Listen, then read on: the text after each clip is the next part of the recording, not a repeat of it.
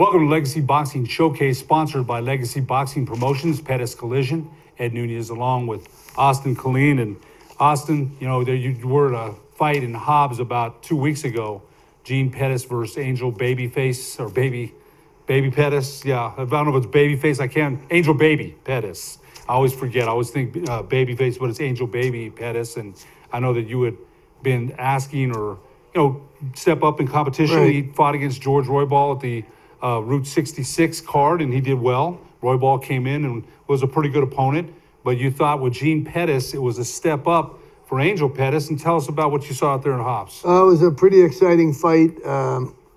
Gene Perez definitely gave Angel Baby his toughest fight, and it ended in the fourth round. The referee stopped it.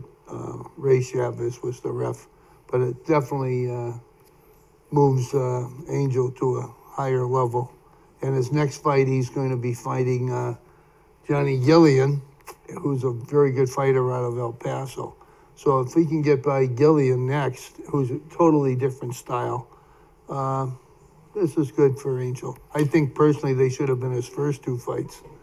I got to say this, Aaron Pettis, his father, the trainer. Right. And where do you draw that? I want my son to fight tougher competition, but there's sometimes it's a but because, it's your kid and you love him. And I know you've been asking and been an advocate. And I think with George Roybal and I think with Gene Pettis, he's stepping up in competition and has responded. Right. But he had such a background in the amateurs, far greater than most young fighters turning pro. So I don't think he needed to be baby as much as he was. Okay, so the last two fights, you're thinking the quality of opponents have been better. He's responded.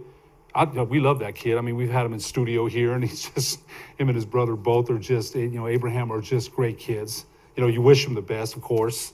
So tell us more. You saw a female boxer out there, and you were very high on what you saw. Her name is Bernadette Baca. And this was her second pro fight. She fought about 4 years ago under her maiden name, which I think was Rios. But she fought a girl from Las Cruces by the name of Vasquez, Ariana Vasquez, who's a very good fighter. She's undefeated. And in the first round, I thought Vasquez would probably knock her out. Well, every round it got tighter and tighter, and I thought that Baca actually won the fourth round of the fight. I thought she lost the decision, but gave a very good account of herself. She fights at 135. She's in terrific shape, and I think the promoters around here might have another female fighter they can work with. Which they're always looking for. You mentioned that. We got about a minute left in this segment. We've got Jacob Maes, the manager of Ronnie mongoose Baca. They'll be our guest in the next segment. Tell us about your training and sparring last week at the Pettis Gymnasium. You mentioned you wanted to control your breathing a little bit more. Tell us what you've been going through. Hopefully we'll get some action shots of that soon. We want to see it. So tell us a little bit about what you've been going through. I've been getting the action shots and putting them in the ground. But I was sparring with Mike Alderate, and Mike's a class guy. He puts on this mugger attitude for his persona to the public, but in reality, he's a sugar daddy. He's very easygoing, and he worked with me. Unfortunately, he took all the oxygen out of the ring, so by the end of the third round, I was dead. But it was good work, and I felt a lot more comfortable than the previous week. One of the things you talked about was controlling your breathing, and people think that you're going to go in there that don't know the fight game. It's going to go in there and wing punch. No, you're not. You talked about distance. You talked about a lot of things. We've been talking on the phone at least 3 times a week. So when you mention these things, it kind of makes me think, because I don't, I'm a fan, but I've never been in the ring. So we'll be back to Legacy Boxing Showcase with special guests Jacob Maes and Ronnie Mongoose Baca after these messages. As one of the only locally owned businesses in Albuquerque, Gala Chevrolet understands the importance of giving back to our community. And you'll feel good knowing the money you spend here helps make this a better place to live. Support the dealership that supports Albuquerque, the all-new Gala Chevrolet. Don't sacrifice quality of flavor when you're in a hurry. Golden Pride offers ribs, fried chicken, green and red chili breakfast burritos, and Frontier Cinnabons. 4 great locations or visit us online at goldenpride@abq.com. Golden Pride Barbecue Chicken and Ribs, proud supporter of Proview Sports Network. Well, I'm going to the frontier, walk up to the cashier, order up a root beer and a number one. Cover it with green stuff, one scoop is not enough. Find a booth is real tough, backed by the Duke. Meet my family, meet my friends in the quirkiest restaurant I have ever been. All of Albuquerque's favorite spot, it's the Frontier Restaurant. The Frontier Restaurant is a proud supporter of Proview Sports Network. The New Mexico High School Coaches Association, established in 1941, is an organization of New Mexico's best and most professional interscholastic coaches. Coaches across work daily to help our student athletes excel in the classroom, on the field of play, and in our communities. Students that participate in interscholastic activities attain higher grades, higher graduation rates, and higher wages. Responsible for the North-South All-Star Games, statewide Coaches Award Program, and providing multiple professional development opportunities for New Mexico's coaches. Be a great coach by coaching beyond the game. As one of the only locally owned dealerships in Albuquerque, Gala Chevrolet understands the importance of giving back to our community. After all, we're not a franchise dealership or some corporate-owned conglomerate. We're a local business working hard to make this a better place to live. That's why you'll feel good knowing the money you spend here stays here and supports a long list of community organizations like the Police Department, Sheriff's Department, and many, many more. Support the dealership that supports Albuquerque, the all-new Gala Chevrolet.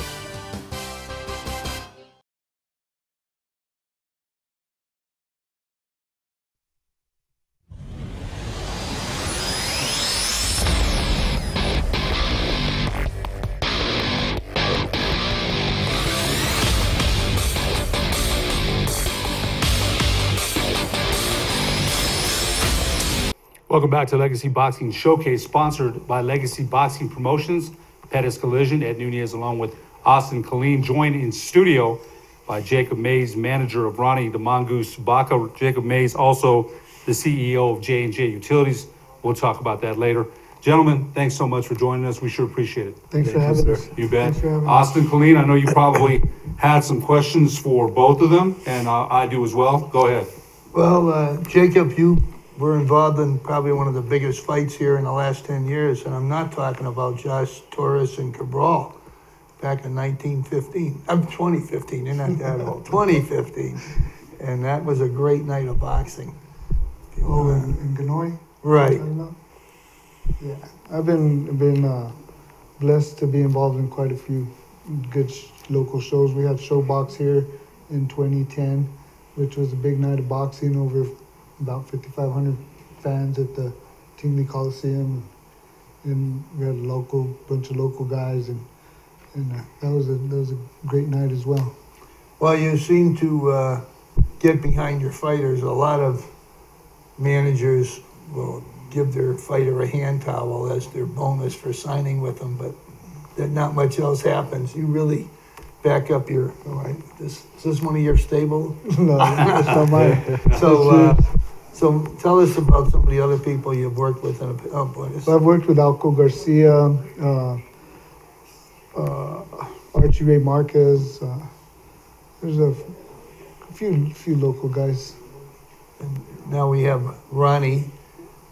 Ronnie Baca, and then of course I worked with Ronnie Ganoy out of Australia, and a few other fighters, and quite a bit actually. I started with Yvonne Chavez, a female, back in 2000, and just built from there. How many fighters do you like to work with at any one time and still feel comfortable that the most I've worked with at one time is 3, but I keep it at 2, 3, 1. I like a personal relationship, and Cameron and other managers, they have big stables, but I don't think you can give the focus that the fighters need when you have so many fighters. And I've known Cameron since 1993, and he's a good guy, good manager. But like I said, to them, that's all they do. Me, I do it because of my passion, and I do it to help kids out, mostly local. So right now you're working with the one fighter? Ronnie, Baca, that's it. I wanted to ask you this, Jacob. You would have had, I think you had said you had a plan for Ronnie, 3 fights before the end of the year, I believe you said that. Yes, sir. So, you know, in working, and you know, in working with fighters, and Mike Adams brought this up on Saturday, that's a lot of work. It's more than just the fight game. You know, you're really trying to help these young people develop. And that's a lot of kudos out to you for that. Because, you know, not only is it just boxing, as I mentioned, you care about this person and what they, you know, their lives as well. Yeah, when I work with a fighter, I like to be family. Right. You know, and they're young people, so I like to mentor them as well. Not just about the fight game, but about life. That sure helps a lot. Your interest in Ronnie and the mongoose Baca, you know, how did you get involved with Ronnie, and what did you see? And we're gonna let you talk in a minute too, Ronnie. I know you got some things to say too, but what did you see in Ronnie that made you want to get involved with him? Well, first of all, Serge, his trainer, Serge, and I've known Serge since I was 10 years old in the gym. I trained in Milan with Abe Romero, Milan Boxing Club, when I was 10 years old, and that's where I first met Serge, and his family has been friends of mine for years, and you know, and Serge started training Ronnie when he got here. Well, shortly after he got here from Tucson, and Serge told me about him, and then him and his dad were doing their thing, and they're doing a good job, and you know, this game, sometimes you need help, and they reached out to me, and Serge. I really didn't see, I hadn't really, since Kanoy left, I hadn't been out of the game a little bit, and I hadn't been to many fights, but I keep up, and I was watching, and I see video on him, and I liked his size. I liked his speed and his boxing ability for a guy his size. And then when I met him and his dad, I liked him as a person, and that was important. And I seen that they need help, and I knew I could help them. So he has a lot of potential. His potential is limitless, and we plan on bringing it out. We're shooting for the stars. We got a plan, and it's a good one. I remember you reading that. And Ronnie, I've got to ask you this too, because I think Jacob makes a good point. Good management can make or break a fighter. It really can. Mm-hmm. You know, Austin says this all the time, that the corner can be good, but then the management behind the team isn't so good. So, you know, Jacob's been involved with the fight game for many years. So going forward, you got a fight up here at Buffalo Thunder in a couple of weeks, in about 3 weeks or so. How are you preparing for that? But talk about Jacob's mentorship to you as manager. Well, as a manager, you know, for a while, you know, in my pro game, my father was the one that was doing it, and you know, it's difficult for him because, you know, my father definitely works so hard at what he does, but it's much easier when your manager has so much connections, you know, with people around the world. And Jacob, he knows so many people. It's kind of unreal to me, just the fact that, you know, how many people know about him, you know, even in the boxing game. So it's definitely beneficial for me so that he can, you know, exploit my talent out there. But as far as the September 22nd, you know, just keep my mind right, keep my mind focused, you know, of course, train hard every single day, preparation, and, you know, just belief in myself, as always. That's got to be an everyday thing, Austin. You got a pretty ambitious schedule. You have 3 fights lined up and then the rest of this year. So how much time do you take off after a fight?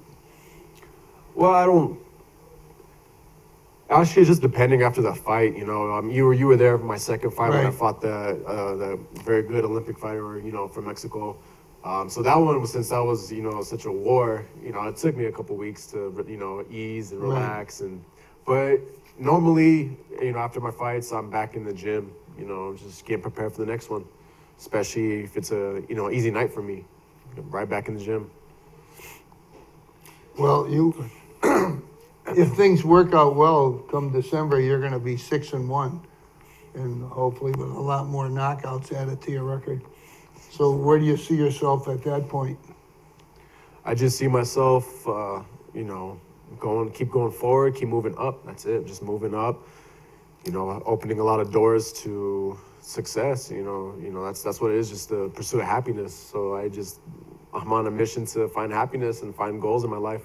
And how do you view them in December, assuming everything like I said, I know a lot of people in this game, and I've talked to some people that have interest in him, and it's a big name in boxing. I'm not going to say who they are right now, but they told me, Jacob, get him 3-4 wins, and we'll put him on a show. We'll take a look at him, and it's big. It's huge. So we're taking one step at a time, one fight at a time, but we have goals, and we have an agenda. So it could be in 2019, things could really open up for him. Big time. You know what I wanted to ask you, Ronnie? You were training with Sergio Chavez, New Mexico Boxing Hall of Fame member, and we talked about him before. Just a great guy, somebody great to train with. What's his plan for you? What has he worked on mostly with you, without revealing what you're going to do with Buffalo Thunder? But what has he been working on with you as far? And Serge himself is in tremendous shape, always. And so I know that's, the diet, the whole thing, the conditioning, the running. What's he been working on mostly with you? What is the parts of his game or your game that he might have picked apart? Well, with Sergio, he's such an amazing trainer. Not only physically, he works with me, but mentally as well. Because everybody in the sport knows it's all mental game too. So he knows what to say, how to say things to keep me not second guessing about stuff. In the boxing game. But Serge is amazing where he can see what my weaknesses and what my strengths are. He separates them and works on both of them at the same time. And it's been effective. It's been working, and we just keep at it every day. I bet you can't wait to put that game plan in. How anxious are you coming up for a fight? I know I used to get anxious when I had a basketball game. It's a different thing. But how excited do you get weeks away? Do you envision yourself in the ring, or what do you envision yourself when you're thinking about the fight at Buffalo Thunder? What are you thinking? I see myself there. I see myself winning. I see myself, just good thoughts. Perform well, make the crowd go wild. That's what I love, is when I hear the crowd just jump up and I see them, peripheral vision and everything. I see them jump up. I see them screaming. It's incredible. It's an incredible feeling because you're the one that's making them feel, that hype. Right. So I think any athlete that's gone through that, you never forget that feeling, and you want more and more of it, man. You really do. Austin. One thing I notice about you, which is kind of amazing, you're very tall for a welterweight, but yet your body seems to be incredibly durable. Are you doing some special exercises or something? Because usually that's the way to beat a tall fighter, is to beat on the ribs.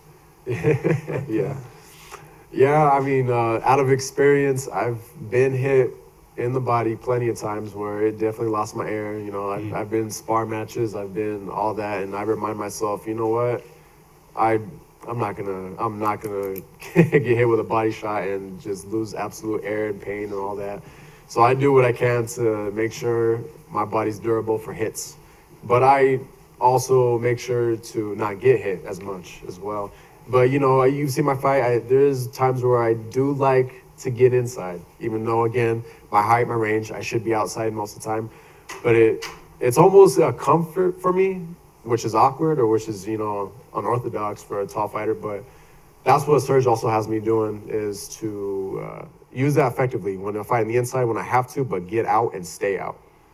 Well, I know one of your recent fights, your second to the last fight, the other fighter was undefeated. He worked his way inside, and that's when you took him apart, ironically. He was trying to get inside, and he wasn't afraid of you at all, but that seemed to be his instant downfall. We got about 3 minutes here, and I want to get into the top welterweights in the world. But first, Jacob, could you tell us about the relationships that you've built in boxing? Because you mentioned some of them, but could you tell us about, Ronnie Ganoy? You've been in the fight game for a while. Well, I was blessed enough to meet Dan Goosen and do some business with him and promote a show with him here in Santa Fe. And Dan was a good guy, good promoter. Now, in Tom Brown, his brother-in-law, he's president of TGB Promotions, and they work with Premier Boxing Champions. And so Tom and I have a good relationship. Sam Watson and Al Heyman of Premier Boxing Champions, we have a good relationship. I have a really good relationship with Sam Watson.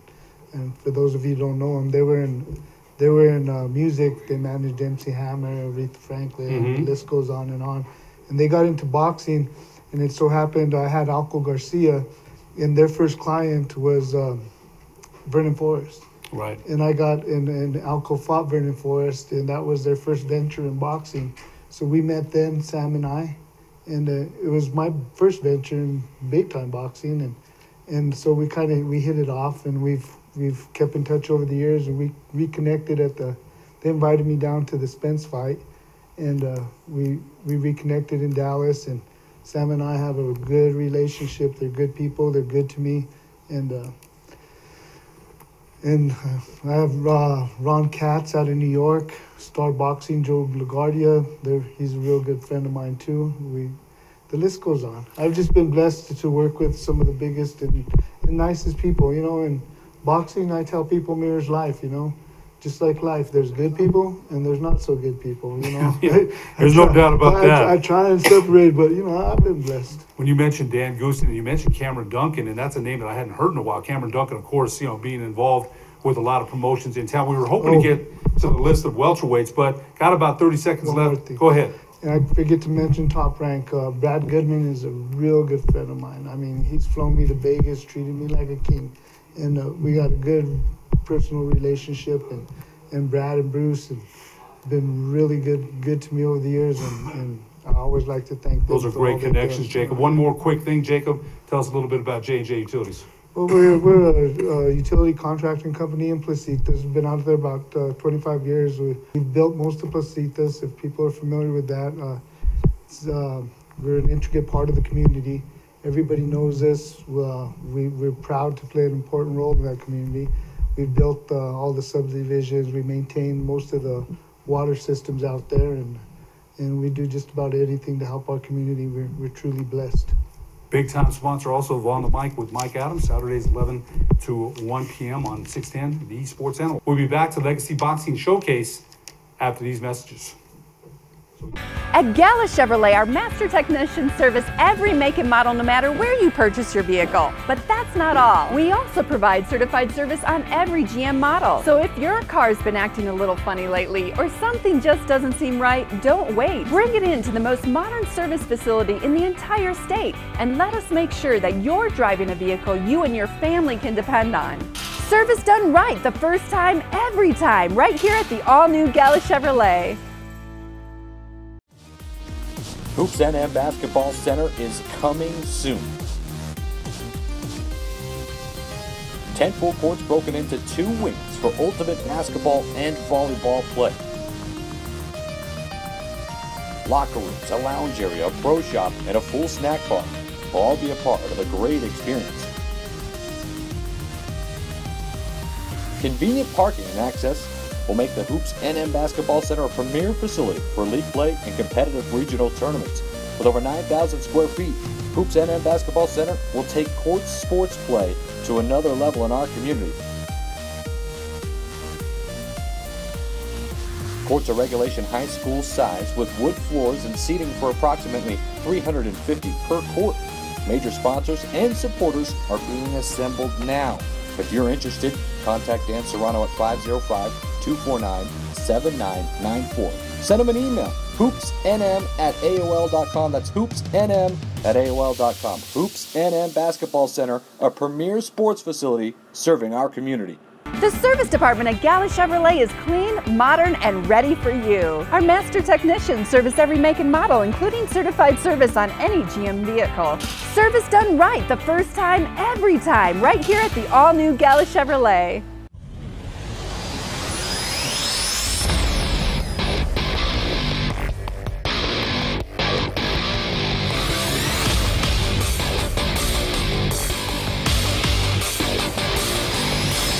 Welcome back to Legacy Boxing Showcase, sponsored by Legacy Boxing Promotions, Pettis Collision.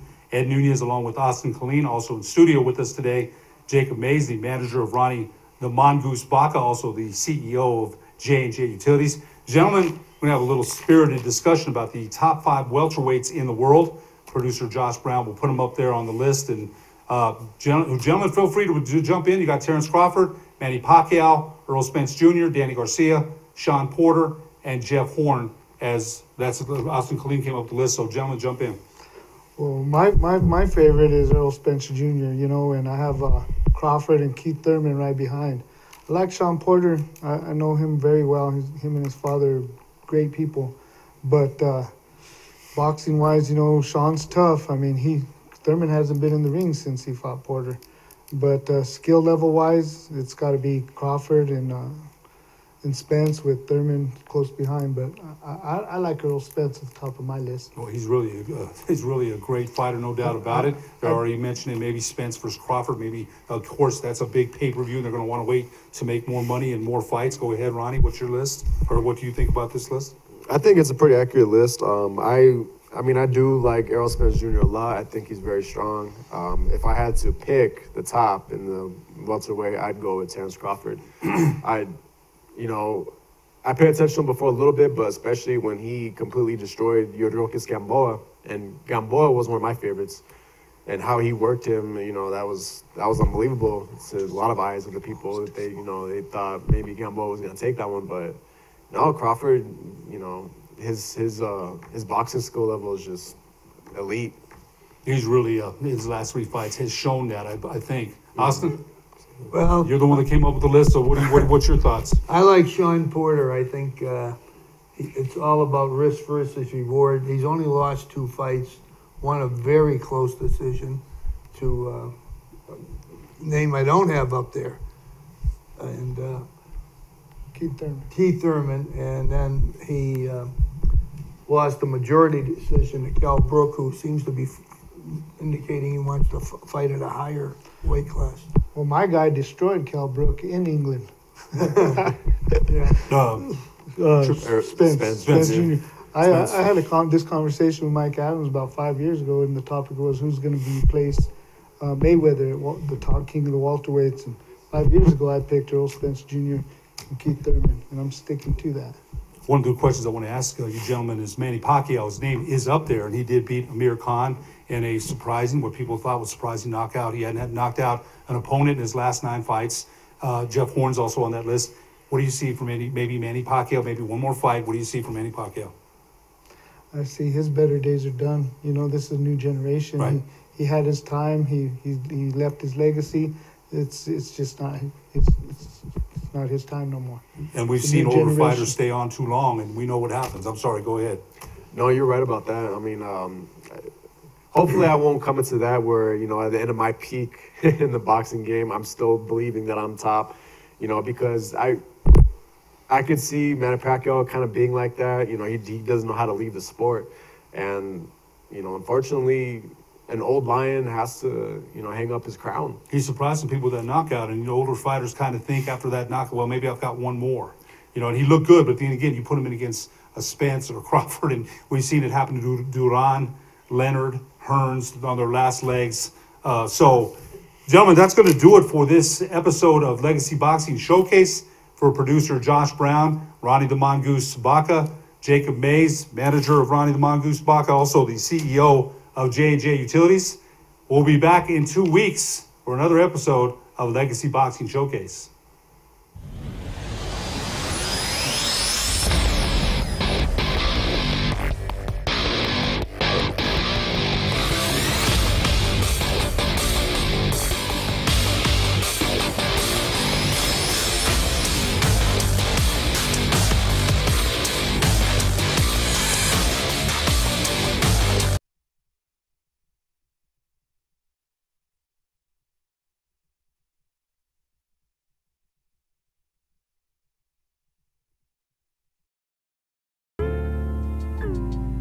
Don't forget, every Proview Network sporting event is on sale at our DVD store. Go to www.proviewNetworks.com to buy your DVD today. Sadie's is a proud supporter of New Mexico high school sports and athletics, and we here at Proview Networks would like to thank Sadie's for their continued support in helping us bring you all of your New Mexico high school sports coverage.